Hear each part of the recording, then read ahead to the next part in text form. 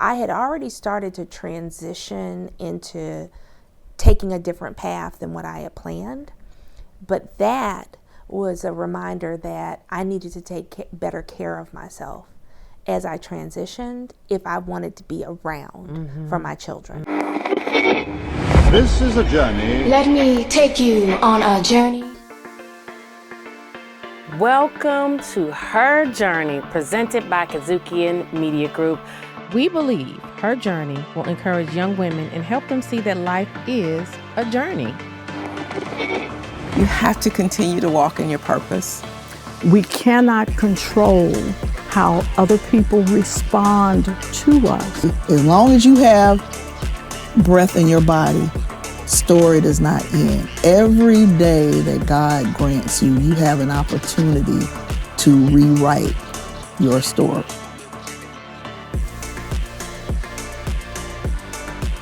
We believe Her Journey will encourage young women and help them see that life is a journey.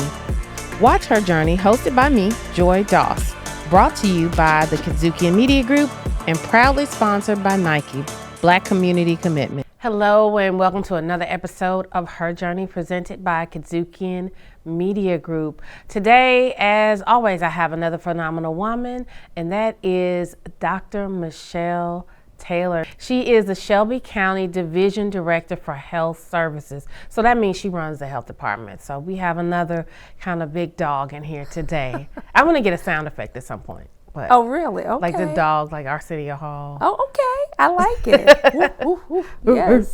Yes. Speaking of barking, she's a woman of Delta too. I love to point that out when I have Yes. another woman of Delta on here. But welcome Thank to you. Her Journey. Thank you, Joy. I'm glad to be here. Yeah, so we're gonna talk a little bit about you. So native Memphian, right? Yes, But HU. absolutely. You know, Howard University. I'm always a little jealous of y'all. I feel like I should have gone to Howard. Everybody should little have gone to Howard, right? Jealous. I'm Yes. trying to pressure my daughter. It's not working. But then there's John. It just got bigger and bigger. It did. Johns Hopkins. Yes, but there were a couple other schools before that. Okay. Yeah. Before Johns Hopkins, was Absolutely. it Meharry? No. So I went to Howard University for undergrad, Mm-hmm. and when I finished there, I did not get into medical school the first time I applied. Oh. And that was the only thing I had ever wanted to do, was be a physician, be a doctor, since I was about 5 or 6. Okay. And my mom informed me that women could be doctors too, because apparently the story is that I told her that I was going to be a nurse, and when she said, "Why don't you be a doctor?" I said, "Oh, Mom, only men can do that." Oh no. So she corrected that quickly. Good job, Mom. But I came home for a year. I taught at Fairleigh High School, taught biology and world geography, Okay. and reapplied to med school and got in.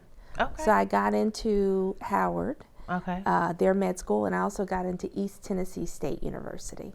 And I ended up going there for medical school, and then I stayed there an extra 2 years and did my first 2 years of pediatric residency there, and then my last year of pediatric residency here in Memphis, because I had gotten married right after med school, and my husband at the time was finishing up med school. So, Okay. yeah. Oh, double doctors. That's cool. Yeah, Y'all are the Cosbys. something like that. Something like that. At least for a little while. We know that model is actually real, despite the debate. Yes. It's a real living model here, Cosby's. So tell me about how different you are now than you dreamed you would be I know you said you always wanted to be a doctor, but are you different than what you dreamed you'd be? Oh, absolutely. Yeah, how so? Absolutely. So, if you talk to people that I went to Howard with, went to undergrad with, they will tell you that I always was very career-minded, but I always had a plan to be a wife and a mother too. Okay. That was on the list. I was very much into my list and my check boxes, and that was on the list. I knew I wanted to do that.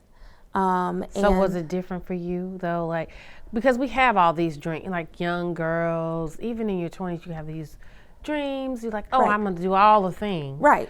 So was it a shocker when you had to do all the things? No, I was really blessed to have great parents. So my parents had me when my dad was 19, my mom was 20. They had gotten married when they were 18. So they had me super young. Oh, wow. And yeah. so my parents will tell you that we grew up together. But the difference between them and some other teen parents is that they really understood the importance of education. And my dad was in the military at the time, and my mom was going to college. So I never had a moment in my life where I didn't see a woman, my mother, being able to do all the things. And then I had the added benefit of having a father who I got to see in real time support her in doing all of the things. So that's great though. And that makes a difference. It does. Like as I've gotten older, I understand how huge that was. And my dad even explained to me recently why he made sure that he was that type of example as a man. His mother, he said, my mother was super smart. She graduated from high school at a time where, you know, women may or may not graduate from high school, right? And he said she had a really good job at the Army Depot, right? As a secretary or something like that.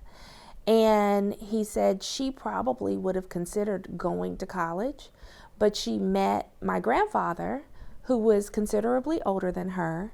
And back then, once you got married, all of that career and education stuff as a woman flew out the window. Yeah. So she got married to him, and she's, you know, started having kids, and she was a wife and a mother and all of those things. But my dad said even growing up, he understood how smart she was. And if she had been born in a different time, she may have taken a different path. Yeah. And she even explained that to me as I got older. And she was explaining to me what it was like to live her life in the time that she lived it. And so my dad said it was always important to him when he had his own family that he would support his wife in whatever endeavors she decided she wanted to be a part of.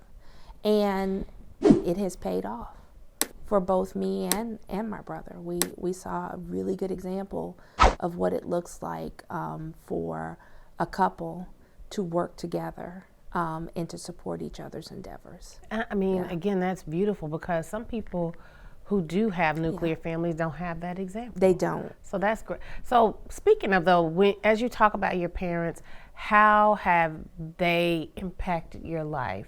How have they been an influence on Oh your my life? gosh. Outside of being an example of like being loving and supportive, but what other impact have they had on your life? So many impacts. So I'll start with my dad. A lot of people think it's strange that I like to do public speaking. Well, that's a direct result of my dad and him training me. So when we moved to Alaska, that was my mom's first duty station. So my dad got out of the military. They moved back here because both my parents were born and raised here. They went to what was then Memphis State. My mom finished before my dad, and she decided she wanted to go into the military.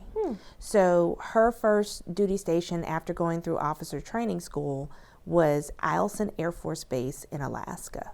We move up there, I'm probably four or five, and my dad continued his education and eventually graduated from University of Alaska. So one of the things that he did in order to study for a U.S. history class that he had was he would teach me everything that he was learning that he had to learn for tests in U.S. history.